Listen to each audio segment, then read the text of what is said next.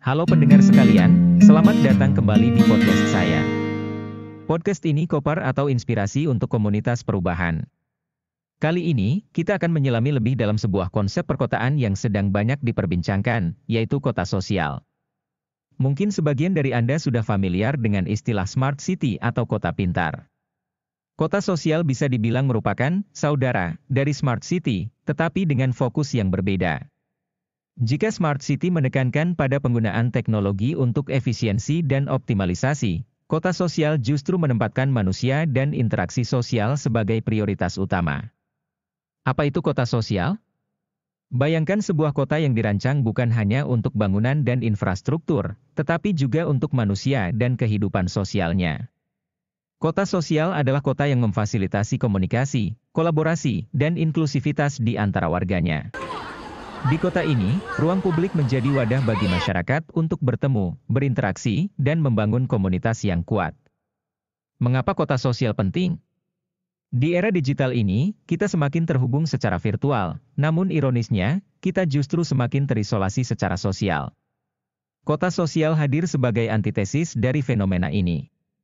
Dengan mendorong interaksi dan koneksi antar manusia, kota sosial dapat menciptakan hal-hal berikut. Pertama, meningkatkan kualitas hidup. Interaksi sosial yang positif dapat mengurangi stres, meningkatkan kebahagiaan, dan memperpanjang usia harapan hidup. Kedua, memperkuat kohesi sosial, rasa kebersamaan dan solidaritas antar warga dapat menciptakan masyarakat yang lebih harmonis dan toleran. Ketiga, meningkatkan partisipasi warga. Kota sosial mendorong warga untuk aktif terlibat dalam pengambilan keputusan dan pembangunan kota.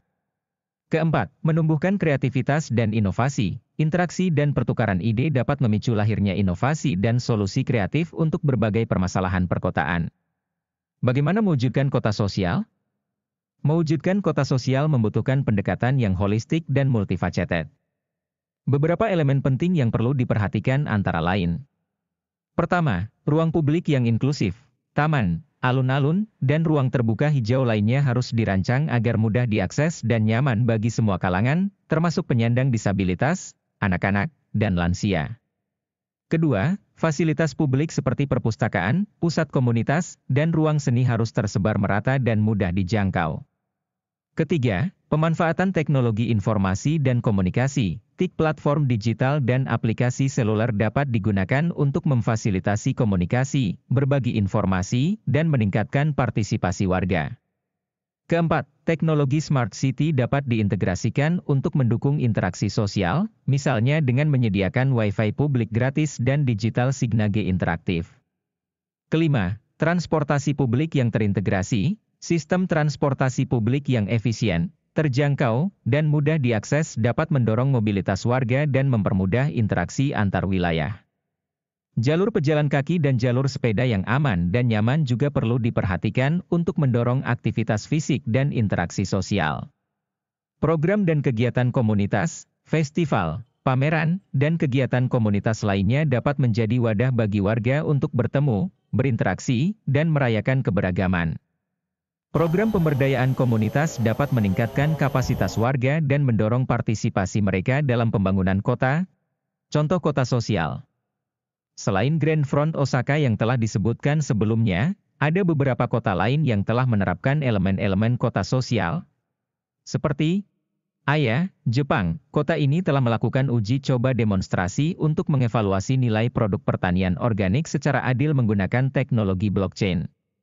Konsumen dapat menggunakan ID unik untuk memverifikasi produk pertanian dan memeriksa riwayat produk di internet. Contoh kota sosial di luar Jepang, ada beberapa kota lain yang telah menerapkan elemen-elemen kota sosial, seperti Seoul, Korea Selatan. Kota ini telah mengembangkan Seoul Digital Citizen Card, yang memberikan akses mudah ke berbagai layanan publik dan memfasilitasi partisipasi warga. Amsterdam, Belanda, kota ini terkenal dengan infrastruktur sepedanya yang sangat baik, yang mendorong interaksi sosial dan gaya hidup sehat. Medellin, Kolombia, kota ini telah berhasil mentransformasi diri dari kota yang rawan kejahatan menjadi kota yang inklusif dan berkelanjutan melalui investasi di ruang publik dan transportasi publik. Kota sosial bukanlah sekadar utopia, tetapi sebuah visi perkotaan yang realistis dan relevan di era digital ini. Dengan menempatkan manusia sebagai jantung kota, kita dapat menciptakan kota yang lebih inklusif, berkelanjutan, dan layak huni bagi semua. Semoga podcast ini bermanfaat dan menginspirasi Anda untuk turut berkontribusi dalam mewujudkan kota sosial di lingkungan Anda. Sampai jumpa di episode berikutnya.